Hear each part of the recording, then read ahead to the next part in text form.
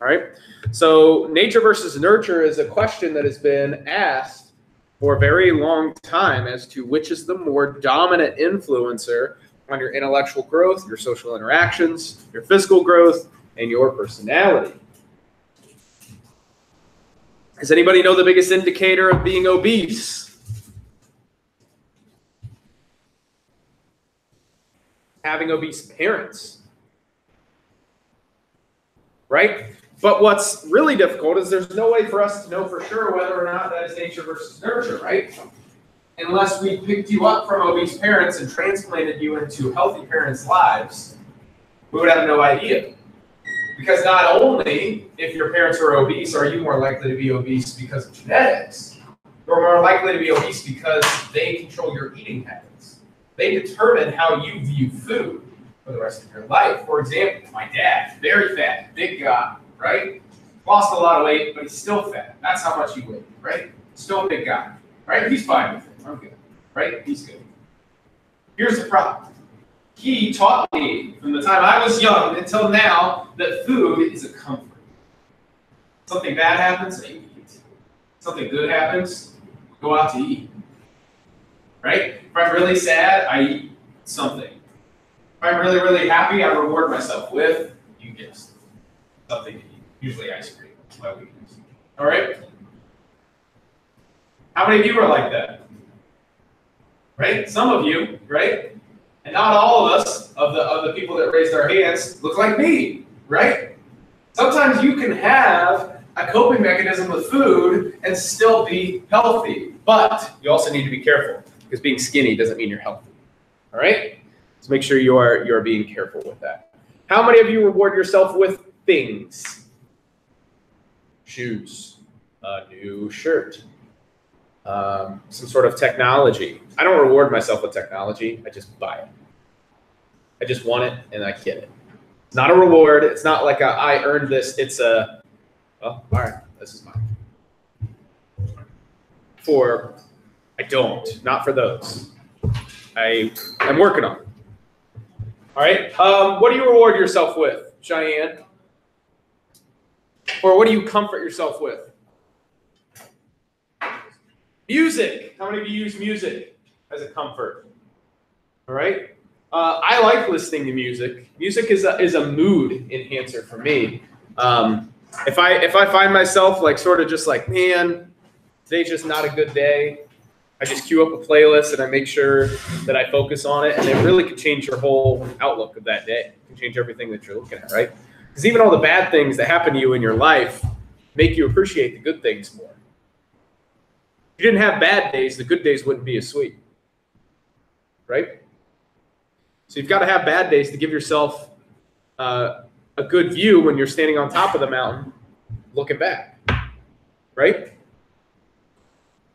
So this nature versus nurture question, the key here is there's no right or wrong answer. We can't prove it beyond a definitive doubt. We can on certain things, but not on all things. So most psychologists and most scientists in general believe that both play incredibly important roles in human development. Here's what I think is funny. There are some people out there that believe being obese is something that you learn, but being tall is something that you got naturally. Right? Now, all of you are probably going to say, you can control your food, you can control how much you eat, blah, blah, blah. Yeah, sure. But there are plenty of people out there that eat way more food than you do, that are a lot thinner than you are. Right or wrong? You eat a ton of food. She eats a ton of food, I guarantee it. Just based on your body language during this conversation. You know why? Usually you smile more, but today you're keeping your lips together because your mouth is salivating because we're talking about food. Body language, right? Not indicative at all. What? But I know. Right? And so why am I picking on Hannah? You're petite. You're little, right?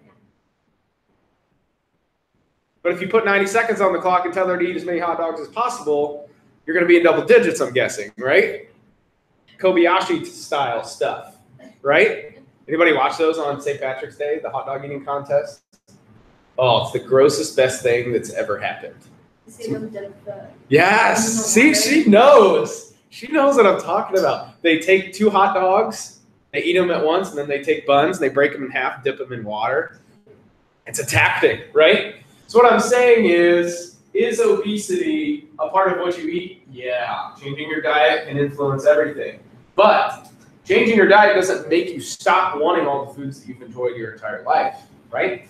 I recently did the Whole30, and I realized what kind of crap is in most foods. And now that I am aware of what's in there, I can't let it go. I can't get it out of my mind, right? It's just part of who I am. I crave knowledge, and I want to know things. But once I know things, I'm like, no, awful. I'll never eat another Twinkie the rest of my life. I can't do it. I know what's in it now, and I can't. Just can't. I will never be able to say, you know what, I know what's in this, but I'll accept. No, I can't. I literally can't. I'll never drink pop again for the rest of my life. I can't. I know what's in it. I can't do it. Yeah. All beef hot dogs are pretty much okay. Yeah. All beef hot dogs are literally just ground beef.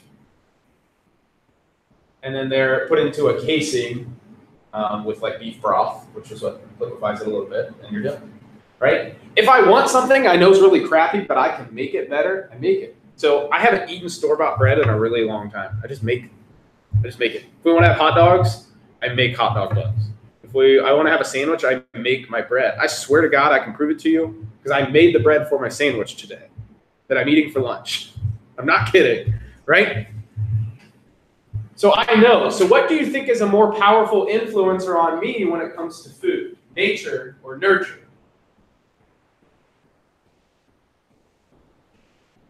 I would say nurture because my mind is overpowering what I want. Do I want a donut? You better freaking believe it. Vanilla ice, raspberry lobster. I want to spill a little on my shirt too so somebody can ask me about it later and I can remember that I ate the donut earlier. That's what I want. But it's never going to happen. Right? Ever. And that sucks. But I still want the donut. So perfect example of both of those things competing. Anybody ever heard the Native American story about the sun and the moon? About how the sun wants nothing but the moon, but as soon as the moon goes down for night, the sun comes up, and they're always battling each other, trying to see each other, and they end up just chasing each other for all eternity. It's sort of a myth. Like the thing you want the most in the world is the thing that's the hardest to get, kind of thing. And the mythology is that when it's sunny out and you can see the moon, it's basically they're happy. Like it's a happy day. It's a good thing because the sun and the moon are together, right? Very sappy, kind of mythological thing. But nature versus nurture is it nature, like when it's sunny, or is it nurture when it's the moon out? Both provide light. Both are in the solar system. Both can influence things, right? The moon influences water. The sun influences the temperature, right? So it's one of those things, yin and yang type of deal. All right? Yeah, tides. That's why we have high tide, low tides. The moon. Yep. That's why you traditionally only see tsunamis on the other side of the Earth, because the way we're tilted in this hemisphere doesn't really allow for tsunamis because the moon can't react with the water long enough. I don't teach earth science, but it's a long conversation that basically results in the moon likes to push water towards Asia because of the way we rotate. If we rotated the opposite way, it would like to push water towards California. Does that make sense? I don't know the specifics, but DNA, which is forever what I will call it. If you ever call DNA deoxyribonucleic acid, I'm going to make fun of you because that's not what you should call it. Nobody in their right mind, no layman, no person who has no medical training is ever going to know what you are talking about. Call it DNA. All right? Devin, I've officially started the countdown to the day that you say deoxyribonucleic acid. I'm sure it's going to happen. It might be today, it might be next week, but Devin's going to do it. I can't even remember that. You've got a mind for it. You'll figure it out. All right. So technically, what is DNA? It's a special molecule that contains the genetic material of the organism, right? So DNA isn't just one strand. Your DNA is all over your body, which is why that if you ever murder somebody, shaving all of your hair off isn't going to stop them from identifying a hair, because you have DNA in your hair. You also have DNA in your saliva, in your blood, in your skin cells. All of those things are all over the place in your entire body. A gene is a portion of your DNA having the same arrangement of chemical elements. All right, so a gene, anybody know how many genes we have as human beings?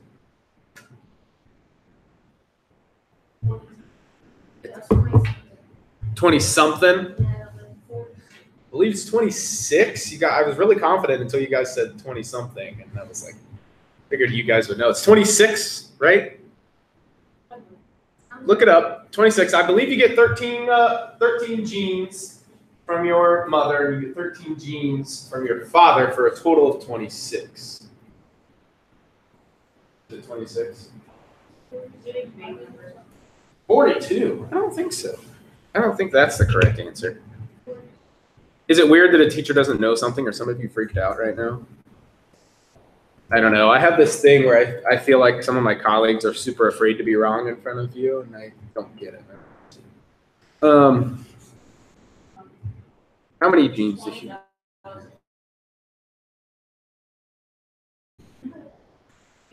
Are you mixing up genes and chromosomes? Maybe. That's possible. That's possible. Yeah. We have 46. Yeah, we have 46. 46 chromosomes, so 23. Oh, okay, that would make sense actually, because Down syndrome is an addition of the 23rd chromosome. You have 23 chromosomes, right? I think it's the 13. What's the 23rd one then? Does anybody know? No, I don't think it's the 13. Third chromosome.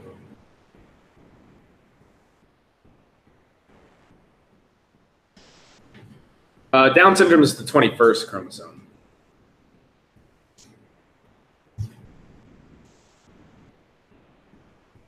But point remains that your chromosomes dictate who you are as a person, right? Your genes dictate who you are as a person. Chromosomes are a little different. Those are those tightly wound strands of genetic material. Your first chromosome is your sex chromosome, right? Determines whether you are a male or a female. If you are a female, you have two X chromosomes. If you are and a Y chromosome, right? All the rest of the chromosomes should go in perfect pairs, two of each, one from your mother, one from your father, which makes you quite literally 50% of one and 50% of the other, right? And those chromosomes come together to influence and affect who you are as a person in pairs, right? This is more biology. I don't know as much biology. I hate this part because I want to talk about the brain. It's fine. It's cool. It's good.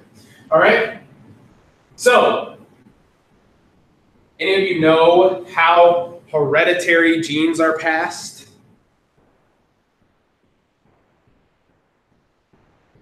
For example, let's pick on the gingers.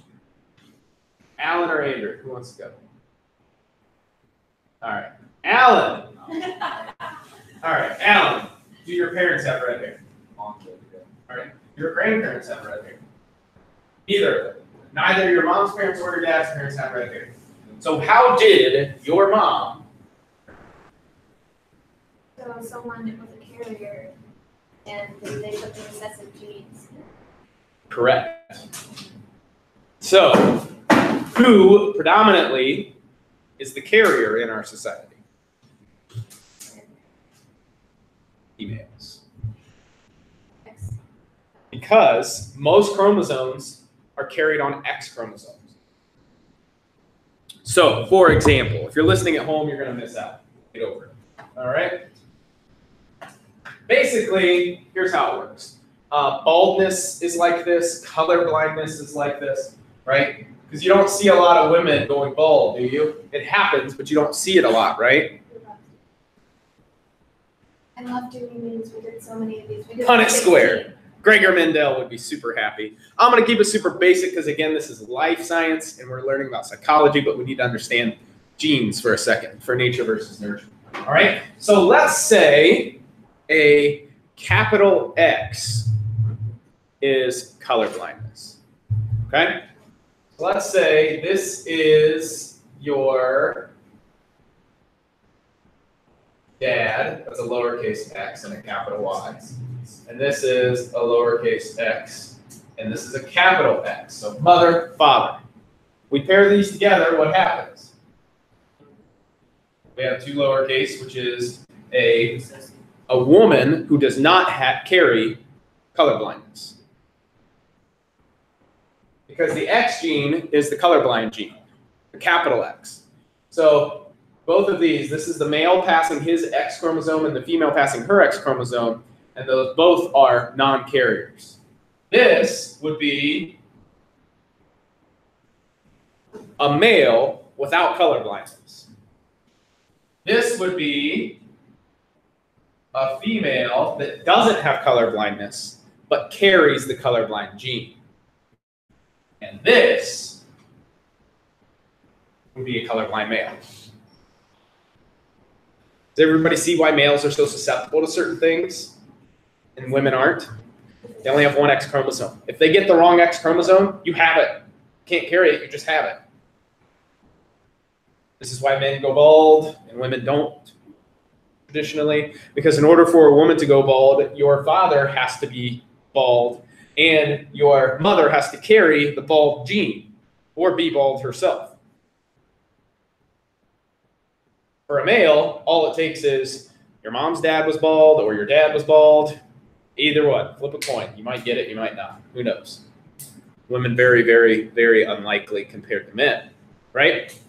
So DNA and the way sex chromosomes are passed, and it works like this for other things, right? And there are other sex chromosome pairings as well. There's the XXY gene, right? Which is the traditional chromosomal pairing for someone who is born with both female and male reproductive parts, right? Those people, generally speaking, are unable to reproduce because they don't have they have the parts to do both, but they don't have the right chemicals to do either, right? Because the body is confused, all right? But all kinds of stuff. So this would be, if somebody has a syndrome of some kind, we know what Down syndrome is because Down syndrome is very easy to identify because most of the persons who have Down syndrome have a similar look. They have similar mannerisms and actions, right? So Down syndrome, all it is passed through genes, you can identify anybody in the world who has Down syndrome anytime, right? We know right away. Not all neurological conditions, not all conditions that are genetic are as easily identifiable, but chromosomes work like that. If the wrong two are paired together, or if there's a third chromosome where there shouldn't be, whatever it may be, or there's a carrier gene that's going on, like red hair is usually a recessive gene. It can become a dominant gene if both parents are like if the female has a carrier red hair gene and has red hair, and the father has red hair, 100% all of their kids will have red hair, period. Pretty weird, right?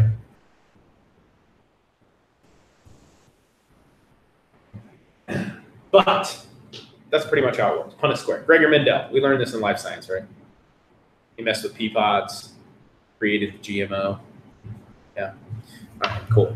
So you at least understand what I'm saying here. So, why did I show you the Punnett squared? It's almost as if I knew what was coming on the next slide. I know. It's almost like I put this together. I know it looks like I didn't. I just used their creation stuff. I just said, I want this on here. And this it took me half the time, and I still got everything that I wanted on here, right? Good old Pearson, control the educational world. Dominant gene, referring to a gene that actively controls the expression of a trait. So what is a dominant gene? It's a gene that is expressed, right? So one dominant gene is melanin. So what do I mean by that? I'm talking about skin color. Skin color is a dominant gene. So for example, if an African American and a Caucasian person have a child, what color do you expect the child to be? What culture do you expect them to embrace? Right? You expect them to have dark skin, correct? Yes, everybody nod their heads. This is not a racist conversation. Nod your heads. Okay, thank you. All right, that's what you expect. Why? Because that's what the dominant gene is.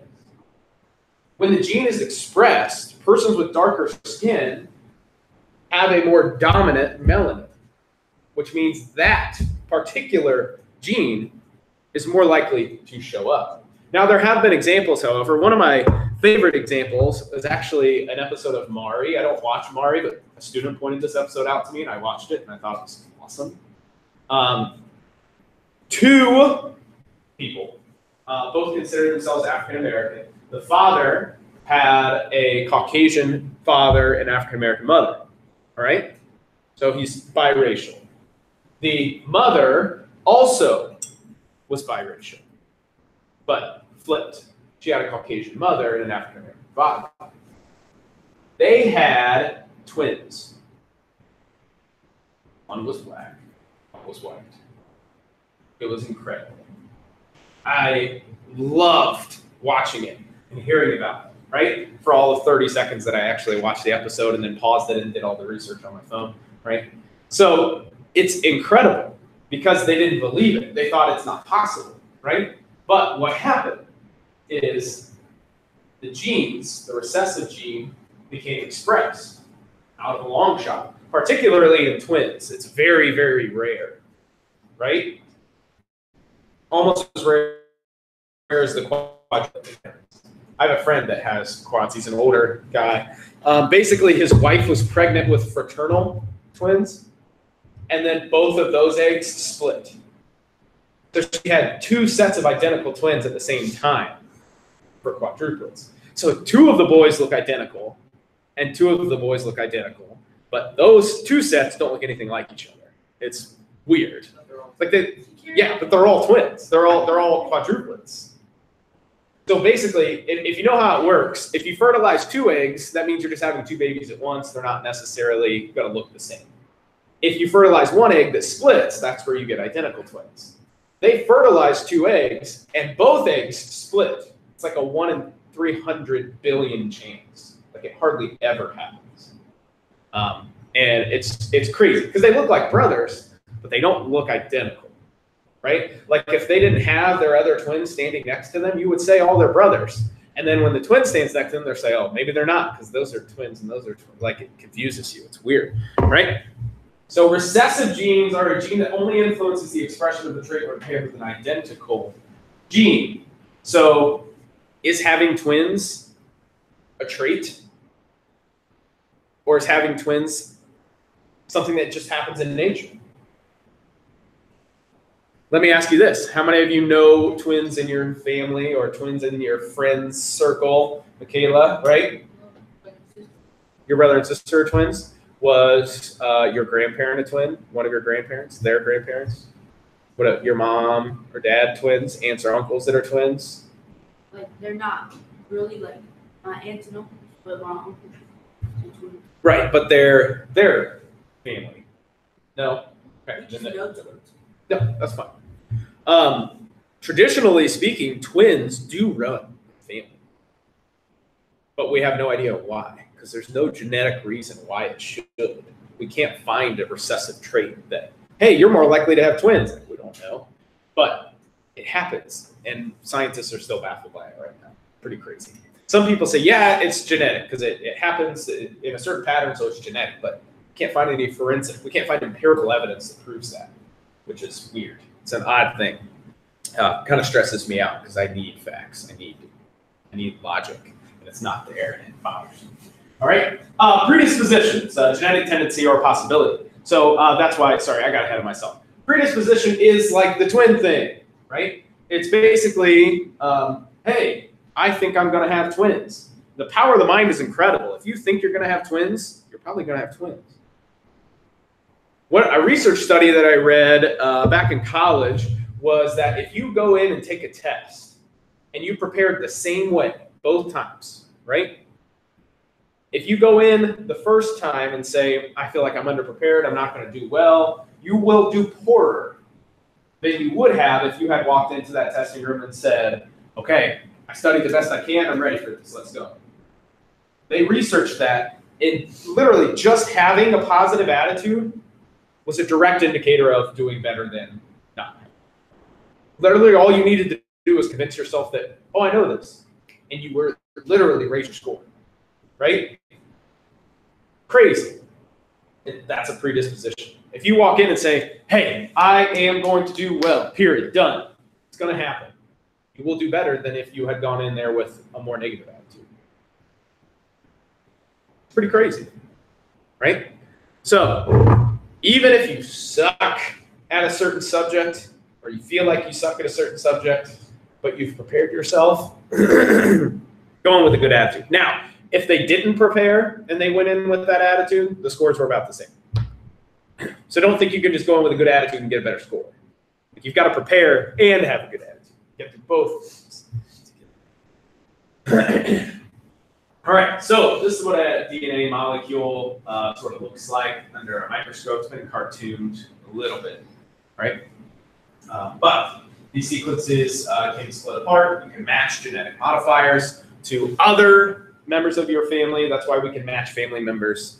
And a certain percentage match will tell you whether it's a cousin or a brother or a parent or whatever it be, right? Fun question. When you get married, you have to prove that you're not cousins. In the state of Ohio, my wife and I went and got our marriage license, and they said, are you blood related? Closer than second cousins. Like, no. They're like, good. Take this blood test and prove it. Yeah, not allowed to marry your cousin in Ohio. It is illegal. You can marry your second cousin. Not your first cousin. Yeah, second cousins, your genes, your DNA are different enough to where you don't increase the risk of reproducing children who have mutations. Why is that?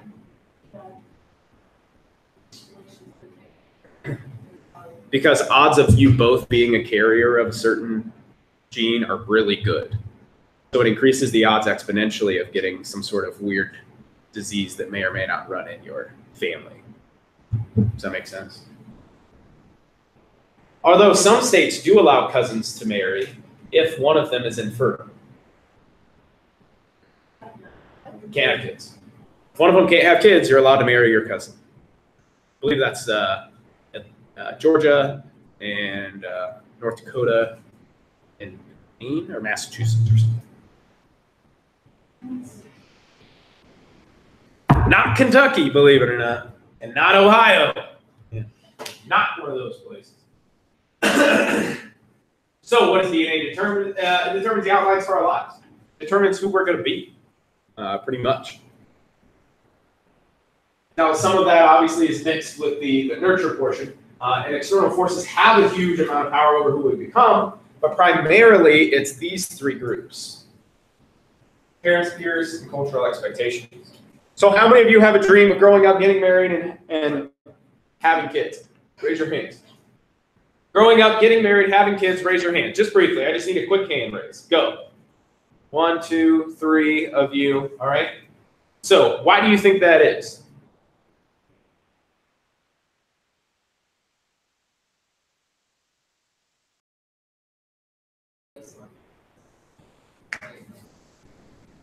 So why do you think that that's a desirable thing? It's something you've never seen, so you desire it because you've never seen it? Or, and this is kind of a tough question, I hope I'm not putting you on a weird spot here, do you want that because society has said the epitome of being a successful adult is having a successful marriage, having children to procreate the race, and you're saying that you want this because it's not there? But is it actually because society says that that's what being successful is? And you feel like that everybody in your family is unsuccessful? This will make you successful? Probably. And that's okay. It's okay. Thanks for answering the question. I mean, when you come into a psychology class, you kind of got to expect some tough questions sometimes, right? But it's weird, right? Like, when I was a kid, I wanted to get married and have kids. And then I realized, why did I want that? What made me want that? And I didn't know. And it was just the societal expectations. Your body literally releases endorphins when you have a child at first. It is your body rewarding you for procreating your race. Like human race is what I'm saying, right? It is literally your body tricking you into thinking that you're happy. Literally, I'm not kidding. I swear to you. It's a thing. Crazy, right? Also, one of the big things here is your parents. So how many of you know that growing up in a house full of books, whether they are read to you or not, you are, statistically speaking, more likely to be literate at a younger age and more likely to be highly educated. Even if none of those books are read to you. Why? Because it's likely that if your parents own books, they read books, and their vocabulary is heightened, and they value the written word, which is going to make you more apt to read and more able to go through the educational process with a higher success rate. Pretty cool. All right, last two things here. We have the Minnesota Twin Family Study and the Minnesota Texas Adoption Project. We're going to talk about both of those tomorrow, but I'm having you write them down because I'll forget. Just one of you needs to write it down. Remind me of it. But if all of you assume that somebody else is going to do it and nobody does it, that would be embarrassing. So embarrassing. Be safe, everyone. See you tomorrow.